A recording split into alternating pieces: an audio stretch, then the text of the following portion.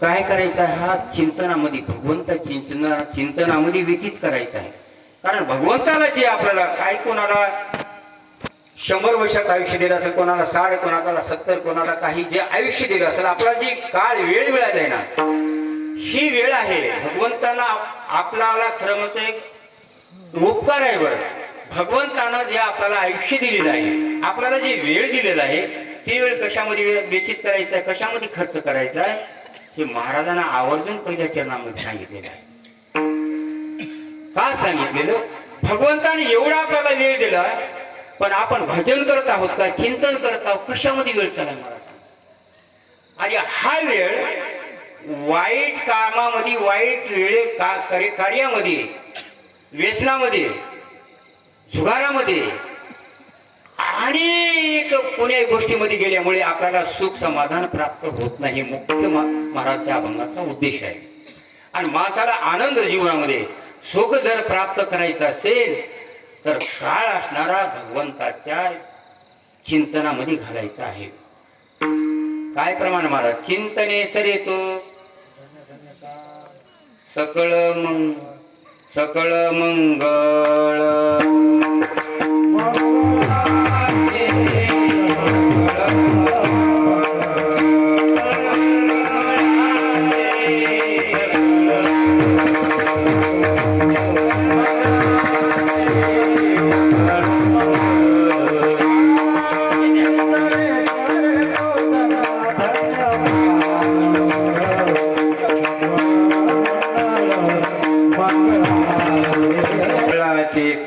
भगवंताच्या चिंतनामध्ये वेळ गेला ना, तर सगळ्या मंगळातला मंगळ, चांगल्यातला चांगला वेळ गेला म्हणजे व्यतीत झाला.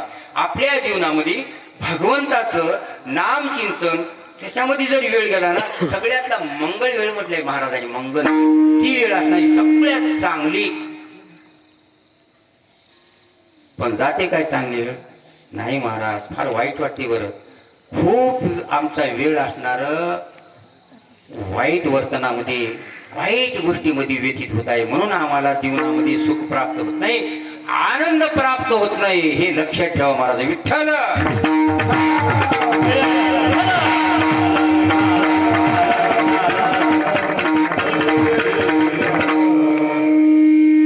नाहीतर आमचा व्यसनामध्ये, फॅशनमध्ये नाही करू नये, त्याच्यामध्ये वेळ चाललाय महाराज. म्हणून आमच्या पदरामध्ये दुःख पडाले. उगा एक दर्शन सांगतो महाराज. काही काही येते नाही बरं आमच्या तिकडं सांगतो. आणि आमचं कामच असते, तिकडं इथं आलं की तिकडं, तिकडे गेले की नाही मार खाऊ का मी. होय, वा वा वा, असं होत नाही मला. कारण मी महाराज नेहमी सांगत असतो, मी वाळला माझ्यासारखा महाराज वाळला कोणीच नाही महाराज. म्हणून व मला भिवून राहावं लागते. आगाव म्हणून एका छापडच नाम होतं म्हणून आपल्याला सांभाळून बोलावं लागत असते. काही काही एका गावामध्ये महाराज एक बाई भांडणारी, नेहमीच भांडणारी. काही काही गावामध्ये भांडणाऱ्या बाई असतातच. बरं, काही शाहू असतात आणि काही पाटा वेळा. बरं होते की पोरी होता, पोरी होता का? आजकाल तर ओळखूचे ना रे महाराज. उग मला आठवण आली बरं पोरी. मला ते मुलंच ते समजेल त्याने. एक अनुमान काढलं बायामध्ये बसल्यामुळे बायात काय समोर बसलो होतो महाराज. लेकरू रडू लागलं, मुलगा रडू लागला, लेकरू रडू लागलं. हॅलो, आणि ते घेतलं होतं. माय म्हणलो त्या पोराला बापाजवळ द्या ना म्हणलो. ते पोरग न म्हणले, पोरगीच आहे म्हणजे.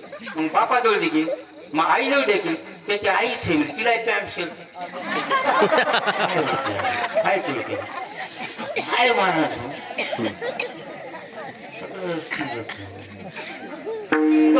कशामुळे मला मी आगाव बोलतो म्हणजे विनोद करतो महाराज. विनोदाने एक तथ्य सांगत असतो. मग जीवनामध्ये आपण वागा कसं, आपण हिंदू आहोत, लक्ष ठेवा महाराज.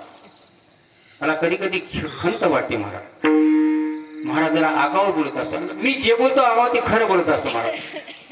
नाही तर मुस्लिम समाज असेल ना, मी कोणाची निंदा करत नाही. मुस्लिम समाजामध्ये बाया बघा, बाहेर जर निघायचं असते भोरका घेऊन निघतात महाराज. आणि त्या समाजामध्ये कुठं बलात्कार, अत्याचार होत नाही. कारण आमच्या हिंदू संस्कृतीमध्ये हिंदूच्या जे स्त्री आहेत महाराज, काय अंग उघडव महाराज, अंग प्रदर्शन होते की नाही. अशामुळे बलात्कार, व्रत असं होणारच आहे. आता ते एक निघाले महाराज. ज्याला बटनही नाही, कसाही नाही, त्याला काय म्हणतात, गाऊन येऊन जाऊन गाऊन माय पहिल्या काळामध्ये लेकराला आपलीच खेड्याची भाषा वापरतो. एखादी सिटीमध्ये कीर्तन असेल थोडी शुद्ध भाषा बोलतो महाराज, आणि खेड्यामध्ये आपली खेड्यात वापरलेली बरी असेल. पहिल्या काळामध्ये लेकराला वयस्कर मायला सांगतो, लेकराला नजर झाली दृष्ट झाली तर काय करते का तुम्ही? पदर. ज्या बाईचे केस कधीच काढलेले नाही त्या बाईने नेहमी डोक्यावर पदर जर असेल आणि त्या बाईच्या लेकराला जर नजर झाली तर त्या बाईच्या पदराने लेकरावर जर उतरला तर 100% नजर क्षणातच कमी होती. मला लेकरू लगेच खेळायला लागतात, एवढी ताकद असते त्या पदरात आणि केसामध्ये. आणि आता सुनाला महाराज आनंद महाराज सुनाईला पदर घे म्हणायची गरजच नाही, कारण ते सुनाला पदर घे म्हणावं ते सासून असे गावून खेळले.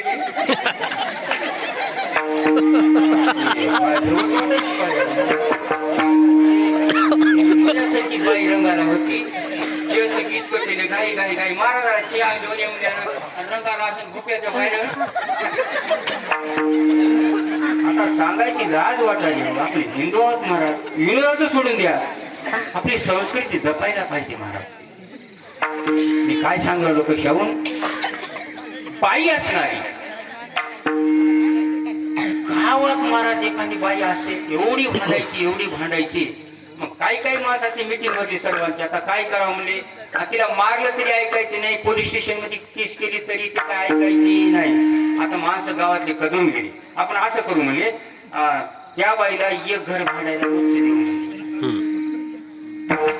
रोजचं द्यायचं. आज या घरी भांडायचं त्या बाईनं त्या भांडायला तिला काय भांड वाटत भांडा काय करायची भांडा, नाही तर गपचूप बसा. असं लाईन येत आली महाराज.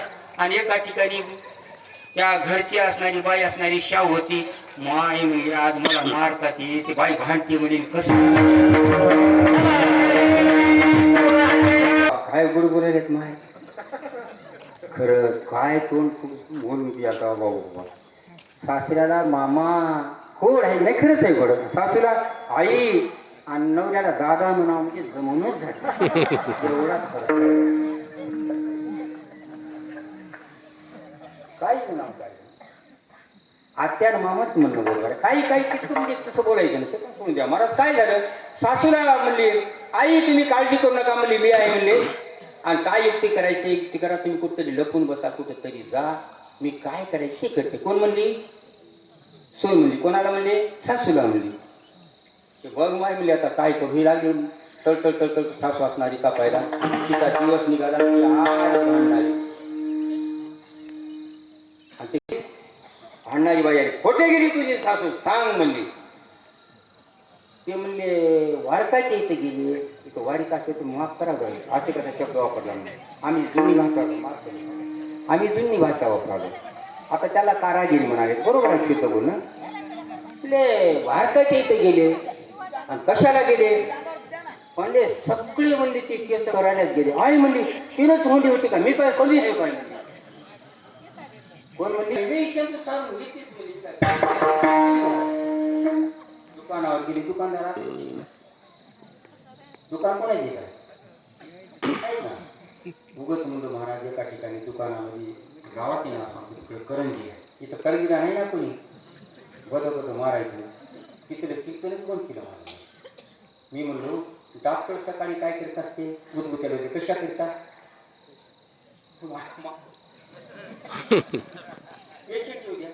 पेशंट गेले म्हणजे माझे दिमाग अपमान झाला. मोठाच्या मोठा हाडकून हुंडा टाकला. सगळे ऐकणारे माणसं तिकडे महाराजांना जे हरीच म्हणावं लागलं मला. तसं इथल्या दुकानदाराला ते म्हणले आता त्या दुकानावर गेले म्हणजे कशा करता शेंदूर डोक्याला लावण्याकरता. हिनं डोक्याला शेंदूर लावून आली किंवा महाराज सोंगच झाले.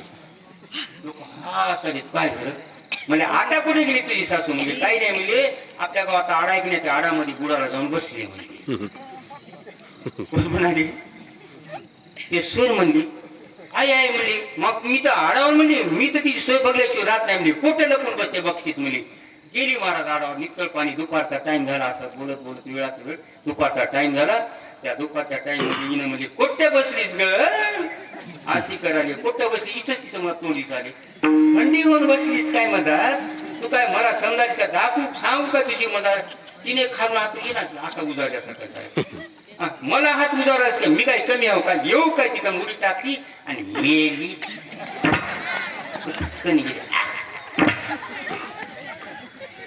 आता आता विनोद सुरू घ्या तिनं तिच्या ज्या आयुष्यामध्ये वेळ मिळाला कशा करता मला हा भांड्यात घातला